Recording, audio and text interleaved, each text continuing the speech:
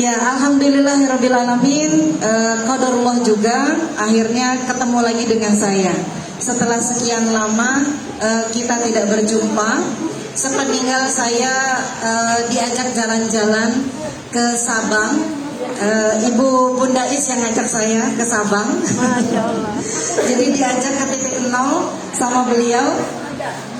Alhamdulillah kembali dalam keadaan sehat walafiat dan bisa bertemu kembali dengan ibu-ibu semuanya. Dapat sertifikat kan? Enggak. Kalau udah tidak harus dapat sertifikat. Karena sertifikatnya bayar. Kalau dulu gratis. Terakhir kemarin ke sana ditawarin 35.000. Wow, amazing. Saya bilang saya cukup dengan foto saja. Saya cukup dengan foto saja sudah cukup. Saya tidak pengejar sertifikat. Karena yang saya kejar sertifikat tanah, bukan sertifikat 0 kilometer. Dulu gratis kok itu. Iya, entah sejak kapan jadi bayar. Nah, yang jelas kemarin kami ke sana itu 35.000, 30.000 dan 25.000. Kami bilang kalau 25.000 mendingan kami beli rujak. Rujak di Sabang ternyata enak. Sponsor. Ya, bismillahirrahmanirrahim. Assalamualaikum warahmatullahi wabarakatuh. Innal hamdalillahi nahmaduhu wa nasta'inuhu wa nastaghfiruhu wa na'udzu billahi min syururi anfusina wa min sayyiati a'malina. May yahdihillahu fala mudhillalah wa may yudlil fala hadiyalah. Asyhadu an la ilaha illallah wa asyhadu anna Muhammadan abduhu wa rasuluh. Rabbi shrah li sadri wa yassir li amri wahlul 'uqdatam min lisani yafqahu qawli amma ba'du. Alhamdulillah tadi sekilas mendengar sudah ada pembicaraan tentang akan diadakannya kegiatan di bulan suci Ramadan. Alhamdulillah. Nah, kayaknya saya salah bawa contek kan? Iya, nggak bener kok contekannya. Iya, kita insya Allah kalau tidak salah hitung ini sekitar 23 hari lagi akan bertemu dengan bulan yang istimewa, yaitu bulan suci Ramadan. Yang mana pada saat bulan suci Ramadan biasanya kita perempuan itu akan sibuk dengan yang namanya mengatur menu, ya enggak? Menu untuk keluarga adalah menu yang sehat walafiat, menu yang bisa membuat anak-anak kita itu tahan berpuasa dengan tidak merasakan lapar dalam waktu yang sangat lama. Maksudnya baru lapar itu pada saat waktu zuhur. Jadi waktu sahur sampai dengan zuhur nggak kelaparan dengan makanan-makanan yang lama diolah di dalam perut. Wabil khusus yang terbuat dari gandum. Nah, kan biasanya gitu ya. Jadi dilarang makan mie kalau waktu puasa atau waktu sahur. Boleh makan nasi, bahkan diutamakan sahur itu makan sayuran lebih banyak. Namun ada yang berubah dengan menu kita, menu ibunya.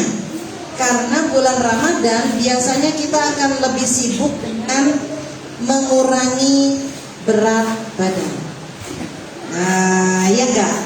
Mengurangi berat badan dari belokan ke kanan diupayakan supaya beloknya ke kiri.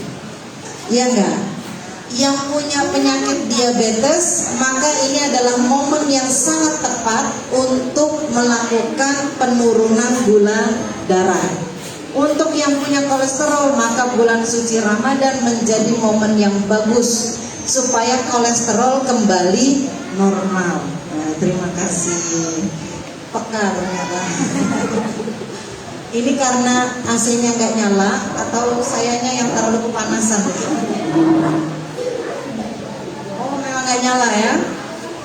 Perlu didoain, sama perlu lem biru kayaknya. Lempar beli yang baru. Mungkin perlu sponsor nanti. Oh kasihan dia nggak dapat itu ya, uti kelapa. Sponsor. Baik, kita kadang sibuk dengan perkara-perkara itu. Kita sibuk dengan urusan diet, memperbanyak buah dan sayur agar puasa kita itu lebih kuat. Namun, seperti yang dicantumkan Allah Subhanahu wa Ta'ala di dalam Al-Quran tentang berpuasa, berpuasa itu tujuannya bukan supaya kurus, ya enggak? Bukan tujuannya supaya timbangan itu ke kiri, bukan supaya gula darahnya turun, bukan supaya kolesterolnya kembali normal. Tapi tujuan berpuasa itu adalah la'allakum tattaqun. Jadi tujuan utama dari perintah puasa itu adalah agar kita itu meningkat ketakwaannya. Jadi meningkat ketakwaannya bukan malah menggeser ke kiri timbangannya, bukan itu. Jadi kita harus meluruskan kembali persepsi kita terhadap bulan suci Ramadan. Yang mana bulan suci Ramadan ini adalah bulan yang istimewa nantinya.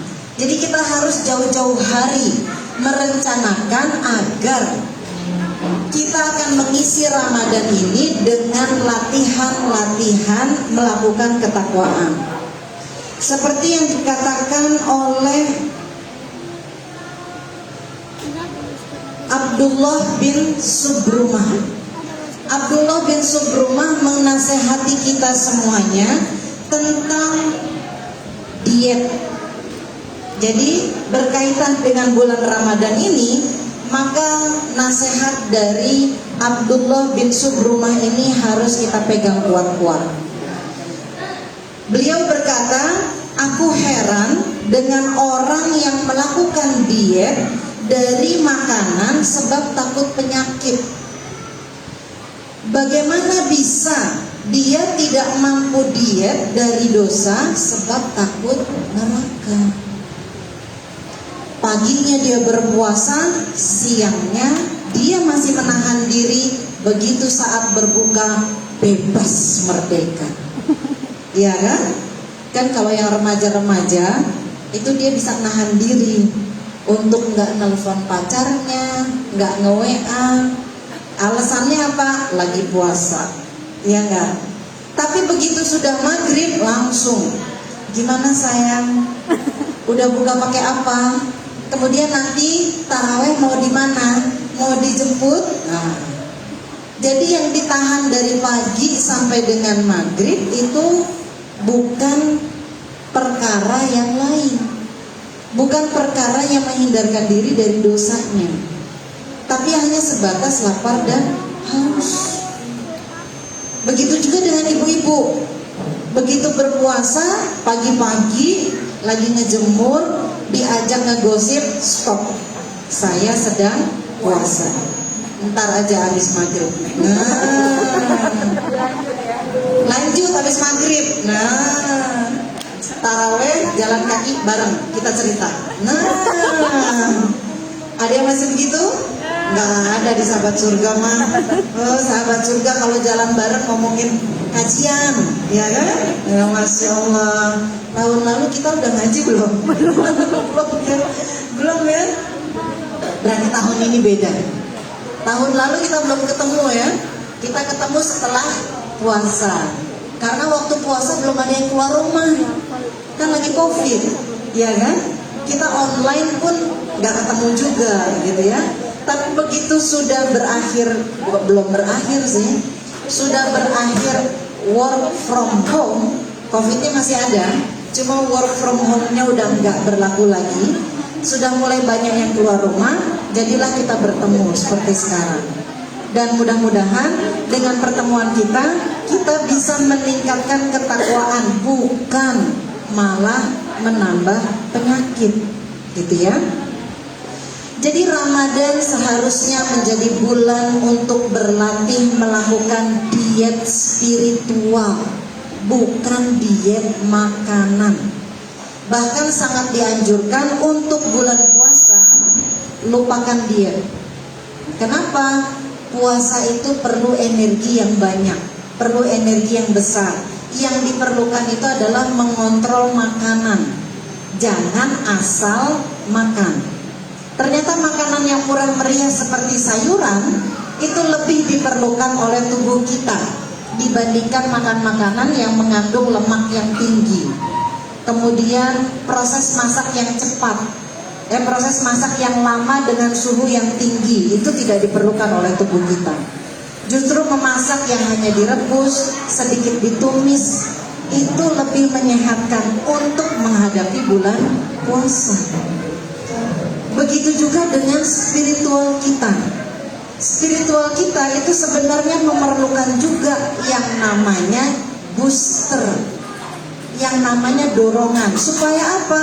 Supaya semakin kuat, biar bisa tercapai tujuan la'allakum tattaqun.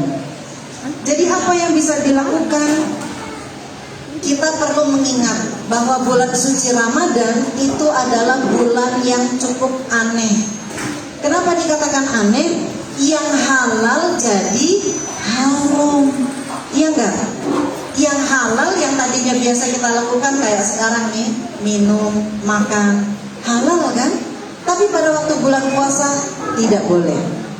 Enggak boleh makan dan minum di siang hari. Enggak boleh berhubungan dengan suami di siang hari. Itu semua kita tinggalkan. Padahal itu adalah sesuatu yang halal. Jadi bulan suci Ramadan yang asalnya halal saja mampu kita tinggalkan, maka sesuatu yang haram itu pasti mudah untuk kita tinggalkan. Mudah, kenapa? Yang halal saja bisa kita tinggalkan selama 1 bulan, apalagi yang haram, yang pada dasarnya memang diperintahkan untuk ditinggalkan. Pasti bisa. Jadi pada saat Ramadan kita berlatih untuk itu. Yang awalnya kita jarang melakukan yang sunnah, Ramadan wajib kita lakukan yang sunnah itu ditingkatkan lagi. Jadi bukan hanya dilakukan, ditingkatkan. Biasanya sholat duha 2 rakaat. Khusus Ramadan adakan pengajian yang kita bisa sholat bareng-bareng 8 rakaat berjamaah. Masya Allah. Kemudian habis itu tadarus sebentar. Masya Allah. Habis itu kajian. Itu setan kabur semua. Setan kabur semua nanti. Nah, jadi itu yang bisa kita lakukan untuk meningkatkan. Seperti tujuan diet yang untuk menyehatkan, maka tujuan diet spiritual itu untuk membuat kita semakin kuat, semakin kokoh untuk meninggalkan keharaman. Mohon maaf, yang haram kita putus. Gitu. Jangan lagi temenan atau melakukan berakrab-akrab dengan yang haram. Kenapa? Karena dia dilarang. Jadi yang haram itu sesuatu yang dilarang. Mungkin selama ini kita melakukannya karena ketidaktahuan. Saya nggak tahu kalau itu nggak boleh. Tapi sekarang saya tahu. Ditutup kalau makin panas ya. Nah, jadi insya Allah yang haram itu bisa dan siap untuk ditinggalkan. Diet semacam ini yaitu meninggalkan kemaksiatan bukan hanya akan menyehatkan sisi spiritual kita, namun juga akan membuka pintu keberkahan untuk kita. Kalau di MTR itu namanya golden key, kunci untuk menolong kita di dalam kehidupan dengan kita melakukan ketaatan. Jadi ketika kita punya permasalahan hidup, jangan buru-buru menyalahkan ini gara-gara dia sih, gara-gara orang itu sih. Bukan. Tapi ketika kita punya permasalahan hidup, coba koreksi diri kita. Jangan-jangan ketakwaan kita itu sedang menurun. Makanya kita sampai kepleset melakukan kemaksiatan. Jadi dikuatkan sisi spiritualnya, ditingkatkan ketakwaannya, sehingga kita semakin kuat lagi untuk meninggalkan, bangkit dari keterpurukan kita yang gak sengaja kepleset tadi. Makanya dia bisa bangkit karena dia sudah mulai melakukan ketaatan lagi. Jadi jangan merasa saya kayaknya nggak bisa deh bertobat. Nah, jangan merasa gitu. Saya sudah kadung tercebur, sudah kadung masuk ke dalam lumpur, sudah terlalu kotor. Jangan. Karena Allah Subhanahu wa Ta'ala sangat merindukan kita untuk bertobat. Ditunggu tobatnya kita itu agar kembali kepada Allah. Kamu itu dulu taat loh, istilahnya gitu. Kamu itu dulu taat loh, kemudian kamu kepleset. Yuk bangun lagi, taat lagi, supaya bisa dekat lagi dengan Allah, supaya spiritualnya semakin kuat. Kemudian perkataan Abdullah bin Rumah ini diperkuat juga dengan perkataan Qatadah tentang diet spiritual itu. Abu Qatadah berkata, tidaklah seseorang mampu berbuat hal yang haram lalu ia meninggalkannya tiada lain karena takut kepada Allah, kecuali Allah akan menggantikan baginya dengan segera di dunia ini sebelum akhiratnya dengan sesuatu yang jauh lebih baik daripada yang haram itu. Jadi ketika kita meninggalkan keharaman karena sudah mulai takwa, sudah mulai kuat spiritualnya, saya tinggalkan ini karena saya takut kepada Allah, saya nggak mau melakukan itu lagi. Maka dengan alasan itu Allah akan diganti sebelum kita ketemu dengan akhirat. Jadi diganti di dunia. Kamu meninggalkan apa? Saya meninggalkan perbuatan zina karena saya takut kepada Allah. Maka akan diganti dengan kenikmatan yang lain. Bisa jadi dijodohkan dengan wanita solehah karena dia menahan dirinya dari berbuat zina dan mendapatkan keturunan yang soleh dari pernikahannya. Nggak nyangka. Salah satu contohnya itu kan yang kemarin sempat heboh itu, yaitu Bang Tato ya. Bang Tato itu kan dia preman, kemudian tobat, menikah dengan anak santri, anak Pak Kiai.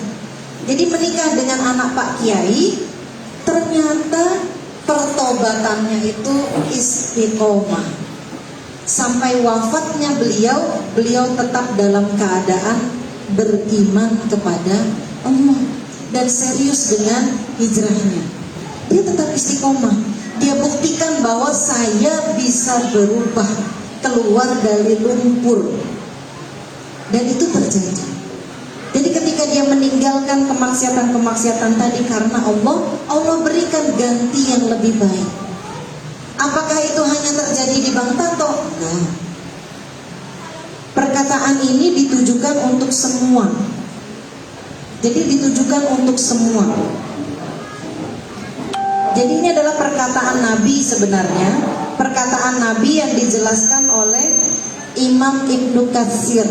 Jadi ditulis oleh Imam Ibnu Katsir, diet yang seperti itu, yaitu menghindari yang haram, akan semakin baik untuk meningkatkan sisi spiritual seseorang.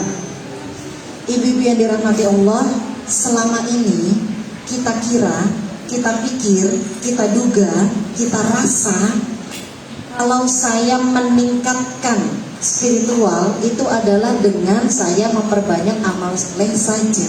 Iya enggak? Kan kita pikirannya begitu ya. Tapi ternyata booster terkuat untuk spiritual kita menjadi sehat itu adalah dengan meninggalkan Jadi meninggalkan kemaksiatan itu jauh lebih melesat dibandingkan kita hanya melakukan ketaatan tapi masih melakukan juga kemaksiatan. Jadi kayak apa? Kayak kayu bakar yang dilempar ke api dan kita berharap kayu itu tidak terbakar. Ketika kita masih melakukan kemaksiatan tapi mencoba untuk melakukan ketaatan, itu seperti kita melempar kayu bakar ke api tapi berharap jangan sampai kayu bakar itu terbakar. Apakah itu mungkin? Gak bisa. Yang kita lakukan apa? Yang kita lakukan ibadah sunnah, ya enggak? Tapi yang kita tidak tinggalkan maksiat haram. Mana bisa yang sunnah menutupi yang haram? Sama kayak meninggalkan yang wajib. Meninggalkan yang wajib itu meskipun kita melakukan kesunahan yang banyak, selamanya tidak akan pernah menutupi yang wajib yang kita tinggalkan. Satu kewajiban yang kita tinggalkan tidak akan pernah tertutupi oleh kesunahan yang banyak. Sunnah itu hanya akan mengisi kolom sunnah saja. Dia nggak akan pernah mengisi kolom kewajiban. Begitu juga dengan keharuman. Keharuman itu baru hilang kalau ditinggalkan. Kan begitu. Sesuatu yang diharamkan baru mendapat pahala ketika ditinggalkan. Dia akan tetap mendapatkan dosa ketika masih dilakukan. Jadi booster terbaik dari diet spiritual adalah menghentikan perbuatan yang haram. Gitu. Jadi di-stop. Gitu. Stop dan tidak lagi dilakukan. Maka itu adalah sesuatu hal yang paling baik dalam diet spiritual. Kayaknya kalau pulang saya bisa kurus nih. Udah banyak yang keluar. Nah, ini diet juga ya. Diet dalam dakwah, Masya Allah. Nah, diet seperti tadi yang meninggalkan keharaman akan semakin baik meningkatkan sisi spiritual, sehingga Imam Ahmad berkata, Imam Ahmad menyatakan zuhud itu memiliki 3 bentuk. Zuhud yang pertama adalah meninggalkan sesuatu hal yang haram, dan ini adalah zuhudnya orang awam. Jadi kita ini zuhudnya orang awam kalau kita baru meninggalkan yang haram. Terus zuhud yang kedua apa? Zuhud yang kedua adalah meninggalkan sikap berlebihan untuk perkara yang halal. Ini adalah zuhudnya golongan yang khusus. Siapa itu golongan yang khusus? Yang faham agama. Yang faham agama. Jadi dia tidak berlebihan untuk perkara yang memang dihalalkan. Karena ketika yang dihalalkan terus kita berlebihan di sana, ternyata itu juga nggak baik. Gitu. Jadi zuhud yang pertama, maksudnya zuhud yang ketiga, yang paling tinggi adalah meninggalkan segala sesuatu yang menyibukkannya dari mengingat Allah. Dan ini adalah zuhudnya orang-orang arif. Orang arif itu kan dia paham, kemudian dia juga sudah terbiasa meninggalkan keharaman. Jadi ini zuhudnya orang-orang yang arif. Dia tidak lagi melakukan amalan-amalan yang membuat dia lupa terhadap Allah. Jadi dia meningkat, mulai memilah-milih mana yang lebih besar pahalanya untuk dia lakukan, dan dia mulai mengurangi yang tidak mendapatkan pahala yang besar. Kayak salah satu contohnya kajian itu pahalanya luar biasa besar. Kita duduk saja, duduk di kajian terus tidur, duduk di kajian terus tidur, itu dapat 2 doa dari malaikat sepanjang kajian. Bahkan cuman duduk aja sambil lalu gitu ya, maksudnya duduk dan nggak ngikutin, tapi duduk di majelis ini kayak anak-anak kita, itu kan duduk dia nggak dengerin gitu ya, nggak nyimak, dia tetap mendapatkan 2 doa dari malaikat. Doa minta diampunkan dosanya, sama doa diberikan keberkahan di dalam hidupnya. 2 doa itu diucapkan mulai dari majelis itu dibuka sampai dengan majelis itu ditutup. Itu baru duduknya. Belum lagi ketika dia menyimak ilmunya, kemudian dia mempraktekkannya, secara tidak langsung dia telah memberikan pahala kepada ustazah atau ustadz yang memberikan ilmu itu. Dan sekaligus juga dia memberikan sumbangsih amal soleh kepada zuriatnya, kepada keturunan di atasnya dan keturunan di bawahnya. Karena amal soleh yang dilakukan seorang zuriat itu akan memberikan berdampak juga kepada zuriatnya yang lain. Jadi ternyata apa yang kita lakukan itu berdampak juga untuk suami kita, berdampak juga untuk anak kita, berdampak juga untuk orang tua kita. Belum ke kita ya, itu baru 2, doa malaikat, zuriat. Kemudian ketika kita melakukan apa yang di dalam kajian tadi, kita faham dan kita lakukan, maka kita pun mendapatkan pahala yang ketika dibagikan ke zuriat dan dibagikan kepada ustadz atau ustazah yang menyampaikan, itu tidak mengurangi jatah kita. Karena kita faham, kemudian kita sampaikan kepada orang lain lagi yang tidak berhadir di sini. Kita cuma apa menyampaikannya? Nyiapin kuota, kita online kan, kita sharekan, atau kalau nggak di sharekan, nggak di live streaming kan, kita foto, kita bikin resumenya supaya orang yang tidak hadir bisa membaca resumenya. Maka itu kita sudah mendapatkan pahala juga dari apa yang kita lakukan tadi. Ringkas, simple. Kalau zaman sekarang itu cuman dipublish aja. Itu.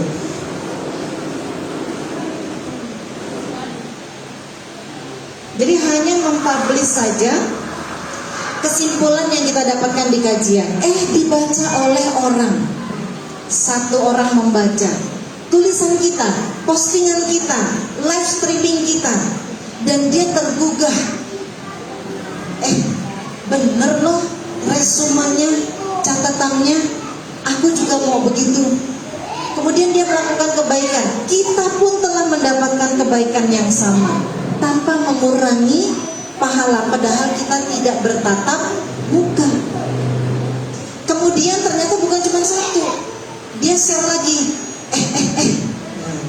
dia share lagi ke Facebooknya dia. Aku izin share ya, silakan.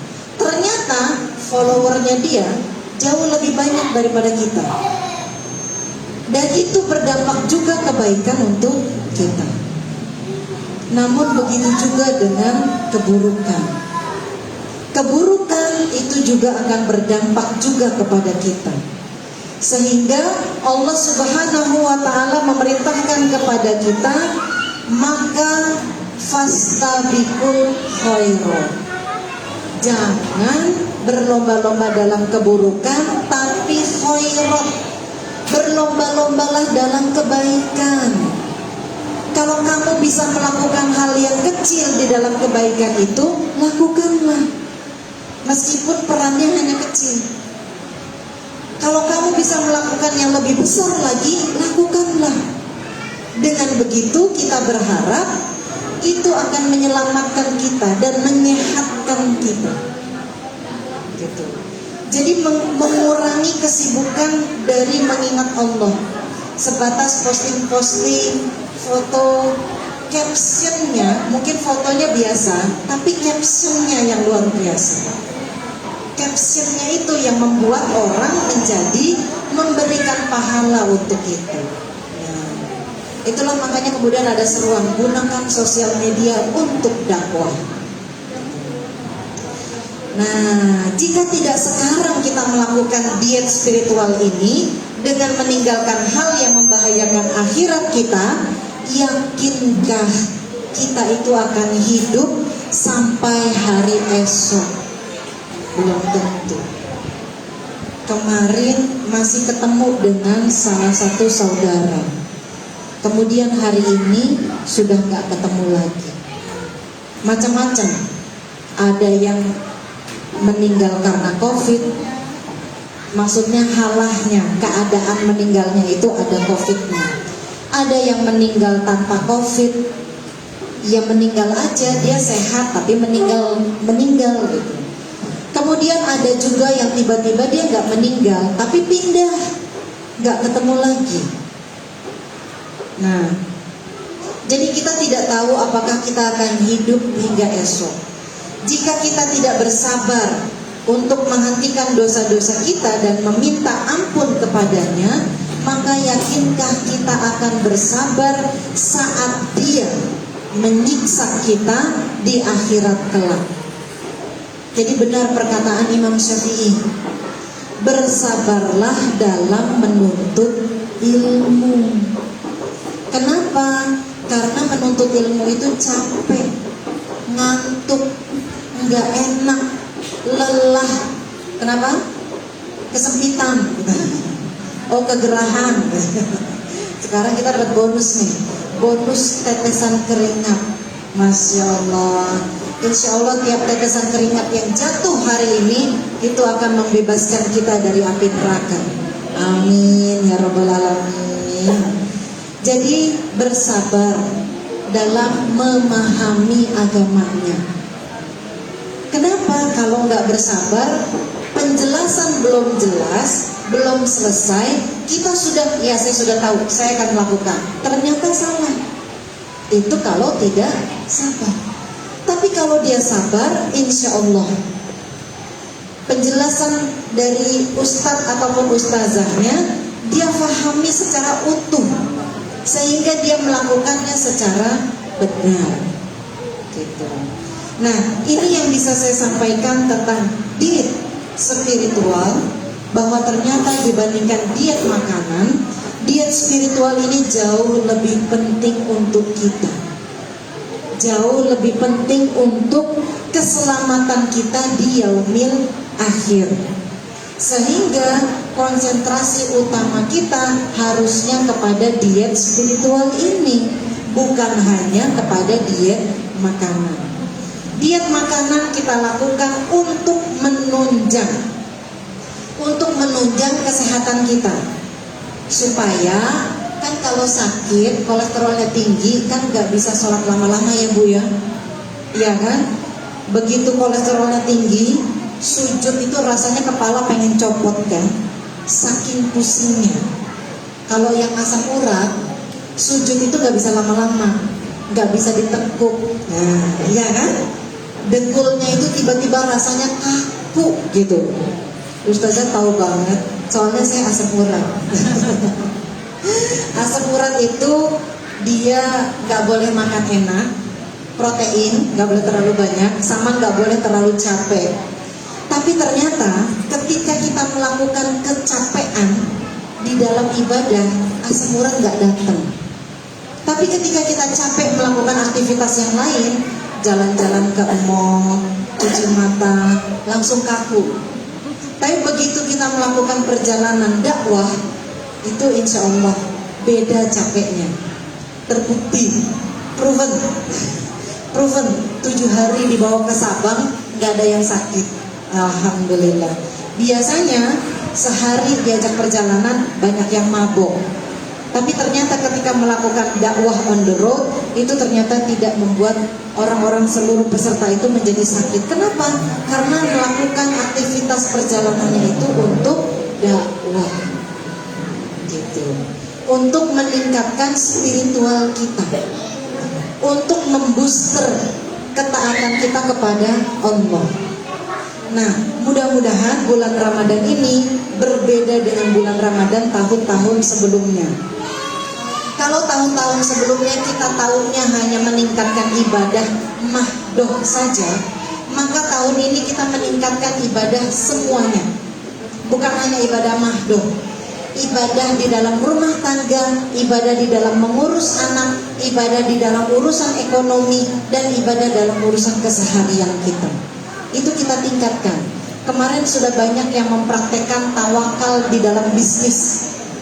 Ternyata efeknya luar biasa. Iya nggak ibu-ibu? Iya kan? Ada yang sudah mempraktekkan tawakal di dalam bisnisnya. Bangun pagi, bismillah, menyiapkan dagangannya. Saya nggak tahu siapa yang akan beli nanti. Sebanyak ini lagi. Siapa yang akan beli? Allah yang membelinya. Saya jual sesuatu hal yang halal. Saya jual dengan cara yang halal. Maka Allah yang akan mendatangkan pembelinya. Dan ternyata betul. Bagaimana Mbak Sebrina? Mana Mbak Sebrinanya? Oh, lagi keluar. Mbak Winda, bagaimana Mbak Winda? Minyak bawangnya makin meluas. Sponsor. Beneran. Seseorang yang tawakal dalam bisnisnya, dia tidak lagi memikirkan omset. Dia hanya fokus, saya bisnis tidak melanggar hukum syara. Dari situlah keberkahan itu dia dapatkan. Karena dia tidak melanggar, dia tidak melakukan kemaksiatan, maka kemudian usahanya itu menjadi berkah. Meskipun pembelinya sedikit, tapi berkah. Keberkahan itu yang tidak bisa didapatkan dengan omset yang dihitung oleh pikiran manusia. Gitu. Apalagi ini mau bulan Ramadan, insya Allah lebih semangat lagi. Demikian tentang diet spiritual. Kita buka termin tanya jawab sambil boleh icip-icip. Saya sebentar. Assalamualaikum warahmatullahi wabarakatuh. Mungkin ada yang mau bertanya, ibu-ibu, dipersilahkan.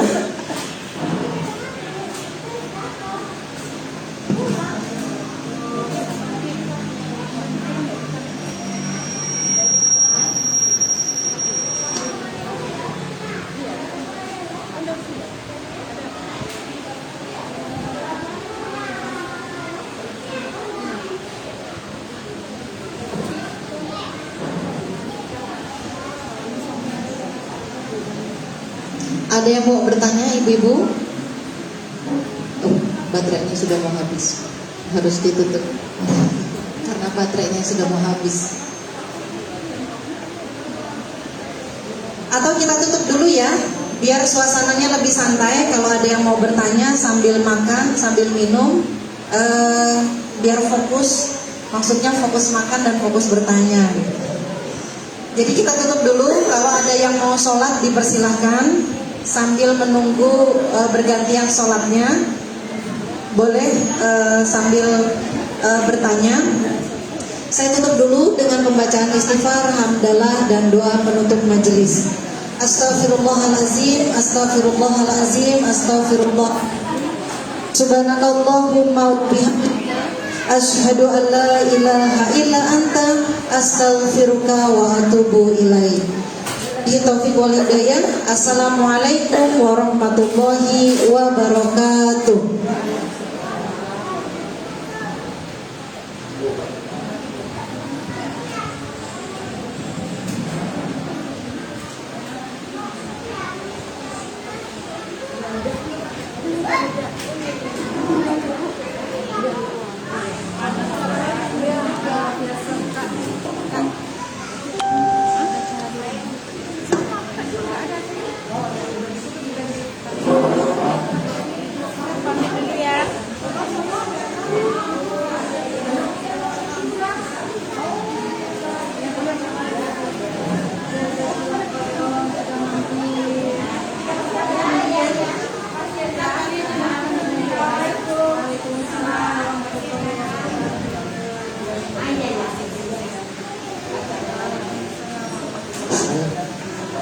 alhamdulillah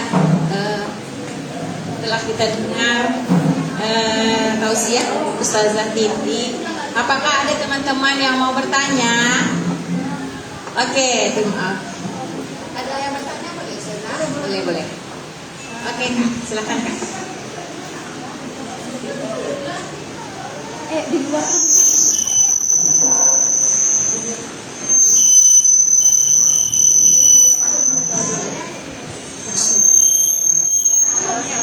Assalamualaikum warahmatullahi wabarakatuh.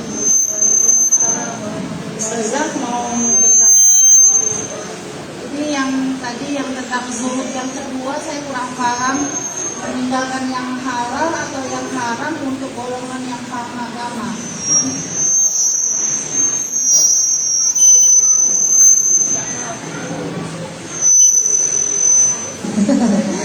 Di sana aman, di sini nggak aman.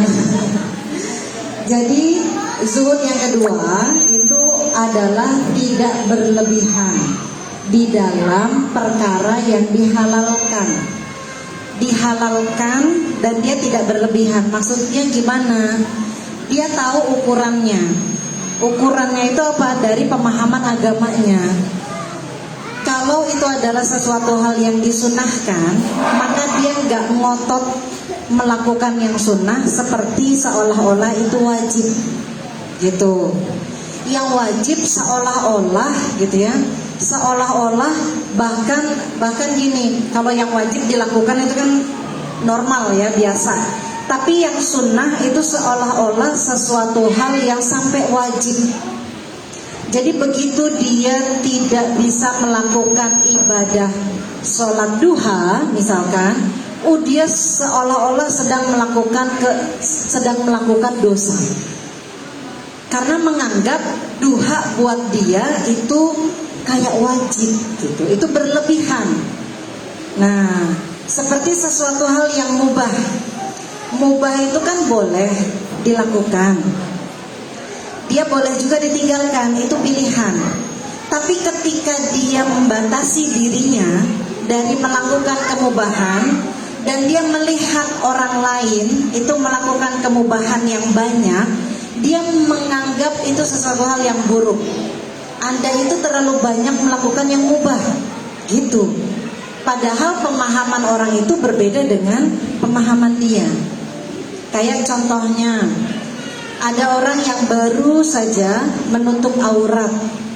Dia pemahamannya kan beda dengan orang yang sudah mengkaji tentang menutup aurat. Kemudian langsung menyalahkan, langsung menuntut. Ini yang banyak terjadi di zaman sekarang. Ketika orang baru hijrah, lantas dituntut untuk melakukan sesuatu hal yang lebih besar lagi. Makanya kadang orang-orang yang baru hijrah itu nggak tahan dengan apa, tuntutan netizen, ya kan? Nggak tahan. Kamu ini udah hijrah, kenapa kamu masih main sinetron? Nah, loh saya kira boleh main sinetron, jadi nggak boleh ya? Nah, kan gitu kan? Kemudian kamu kan sudah hijrah, kenapa kamu masih terima menjadi model iklan? Kamu kan sudah hijrah, kenapa kamu masih pacaran? Nah, padahal dia baru taunya tentang apa? Tentang ibadah mahdoh saja. Tapi dituntutnya seolah-olah dia seperti malaikat. Nah, ini nggak boleh gitu. Jadi berlebihan dalam perkara yang dihalalkan. Halal tapi berlebihan. Sunnah dianggapnya wajib. Makruh dianggapnya haram. Itu nggak boleh. Jadi yang halal ya halal, jangan diharamkan. Yang haram ya haram, jangan dihalalkan. Gitu, jangan terbalik-terbalik. Nah, itu yang maksudnya tidak berlebihan dari sesuatu yang dihalalkan. Dan itu adalah ibadahnya, zuhudnya orang-orang khusus, orang-orang yang sudah faham agama. Berbeda dengan orang yang baru hijrah. Kalau yang baru hijrah dia zuhud yang nomor 3, nomor 1 tadi, meninggalkan keharaman. dia baru meninggalkan keharaman. Baru itu gitu. Baru itu sudah dituntut yang lebih besar lagi. Nah, jadi proses menjadi zuhud yang kedua, dan proses juga menjadi zuhud yang ketiga. Semuanya itu akan bertambah seiring dengan pemahaman dia terhadap agama. Gitu. Jadi kita pun jangan merasa saya baru ikut ngaji 2 kali, tapi udah disalah-salahin. Mbak Sebrina biasanya curhat begitu tuh. Aduh, saya salah ya. Maksud saya kan posting itu supaya orang yang mau ngaji banyak. Kok dibilang ria? Nah, ya nggak Mbak Sebrina? Mbak Sebrina galau. Apa saya harusnya nggak usah posting aja ya? Saya posting dagangan aja. Nanti diprotes sama followersnya. Jualan melulu gitu. Ada lagi gitu kan? Nah, jadi biarkan orang dengan prosesnya, menikmati proses. Kita temani proses dia untuk terus istiqomah gitu. Jangan digembosi, tapi justru dikuatkan. Yuk kita bareng-bareng. Yuk gak usah didengerin. Kalau katanya Imam Syafi'i, perkataan netizen, nah, ternyata Imam Syafi'i kenal netizen loh. Jadi kalau Imam Syafi'i bilang gini, kalau kamu meletakkan perkataan orang terhadap kamu itu di dalam hatimu, maka hati kamu itu akan patah, kata Imam Syafi'i. Karena beratnya batu-batu. Kalau perkataan mereka itu ibarat batu, kemudian dikumpulkan di dalam hati, dimasukkan ke dalam hati. Hati kita itu kan organ yang lembut ya, dia gak ada tulangnya, maka dia pasti patah dengan beberapa butir batu saja. Tapi kalau engkau menjadikan perkataan orang-orang itu menjadi pijakan di kaki kamu, maka kamu akan bisa menggapai surga dengan membangun tangga dari perkataan orang-orang. Masya Allah. Jadi ternyata Imam Syafi'i itu sudah mengingatkan kita jauh-jauh hari. Jadi perkataan-perkataan yang nyinyir, yang membuat kita enggan untuk istiqomah, yang membuat kita ragu dalam hijrah, itu jangan ditaruh di hati. Bukan tempatnya, bukan peruntukannya. Taruh saja di kaki, susun untuk menjadi batu pijakan kita. Jangan riak, pajang-pajang. Oh iya baik, terima kasih ya masukannya. Terus kita jadi belajar tentang riak. Riak itu apaan sih? Googling. Nah, googling biar cepet gitu. Kalau nanya ustazah kadang jawabannya lama. Nah, googling biar cepet, nanti begitu ketemu nanya. Jadi ria itu apa? Oh ternyata ria itu seperti ini. Kemudian ngecek apakah yang saya lakukan itu termasuk ria. Padahal ria itu perkara hati yang orang lain enggak tahu. Jadi dari mana orang bisa mengatakan itu adalah ria? Padahal itu perkara hati, hanya kita dan Allah yang tahu. Cuman kita zaman dulu dijelaskan, kalau mau sumbangan terus ngundang-ngundang wartawan, nah itu bisa kategori ria gitu. Jadi kita menganggap ketika kita men-show off-kan, memperlihatkan pengajian, memperlihatkan tentang antusiasme teman-teman dalam pengajian, itu dianggap ria. Padahal bukan itu. Ini bukan aktivitas saya, tapi itu aktivitas teman-teman yang bersemangat dalam aktivitas kajian. Saya sendiri belum tentu ada di foto itu, karena saya tukang fotonya. Ya kan? Kadang postingan kita itu gak ada kitanya. Terus kalau ada kitanya pun gak jadi masalah juga.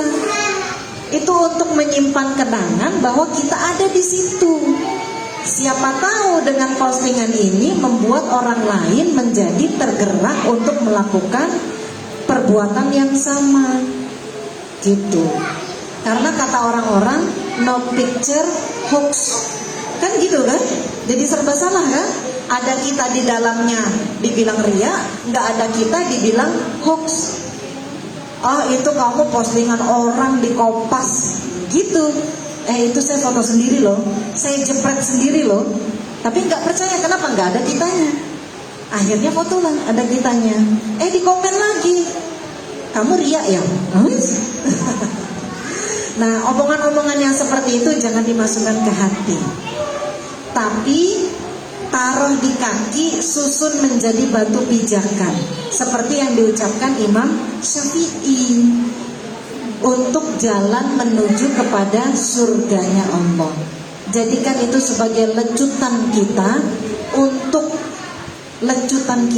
untuk memperbaiki diri, meningkatkan kualitas diri. Jangan dijadikan sebagai penggembosan semangat kita untuk hijrah, gitu. Jadi gitu ya, tidak berlebih-lebihan dalam perkara yang halal, maksudnya seperti itu, gitu. Baik, ada lagi ibu-ibu?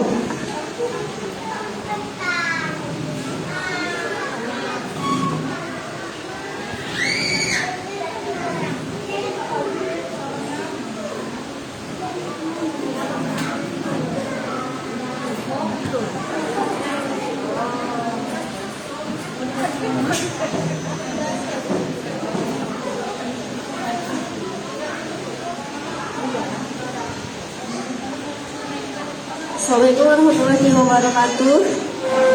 Kayaknya di dalam ini terlalu panas, jadi kita makannya di luar aja ya Bu. Mejanya udah kita susun. Pengertiannya. Tantangan. Iya. Pindah aja. Ya lebih adem. Mau sholat asar dulu boleh sambil menunggu nasi datang. Ada musola di belakang. Bawa tuh, Bun.